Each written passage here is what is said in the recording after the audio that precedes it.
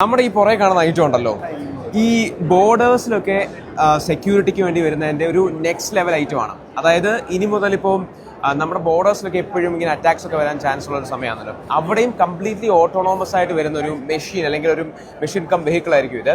ഇതിൻ്റെ ആ ഒരു മുകളിൽ കാണുന്നിടത്ത് വെപ്പൺസ് കാണും, അതേപോലെ സോളാറിൽ പവർ ചെയ്യാൻ പറ്റും. സംഭവം എന്താണെന്ന് വെച്ച് കഴിഞ്ഞാൽ നമുക്ക് മാക്സിമം ഈ ആൾക്കാരെ ഹ്യൂമൻസിനെ ബോർഡേഴ്സിൽ കൊണ്ടുപോകാതെ നമുക്ക് ഇത് വെച്ചിട്ട് റിമോട്ട്ലി നമുക്ക് സർവൈലൻസ് ചെയ്യാൻ പറ്റും. റിയൽ ടൈം അപ്ഡേറ്റ്സ് വരും. അതേപോലെ തന്നെ നമുക്ക് റിമോട്ട്ലി ഫയർ ചെയ്യാനും പറ്റും.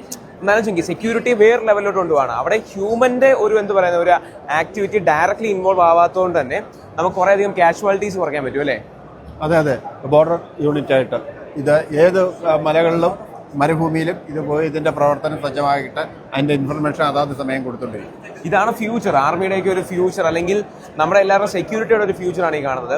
അപ്പോൾ എന്തായാലും നമ്മൾ നിൽക്കുന്നത് ജൈടെക്സ് ഗ്ലോബൽ എന്ന് പറഞ്ഞാൽ വേൾഡിലെ ഏറ്റവും വലിയ ടെക് ഷോയിലായിരിക്കും. ഇതേപോലത്തെ പുതിയ അറിവിനായിട്ട് തീർച്ചയായിട്ടും ഫോളോ ചെയ്തു. ഇൻട്രസ്റ്റിംഗ് വീഡിയോസ് കൊണ്ടുവരികയാണ്.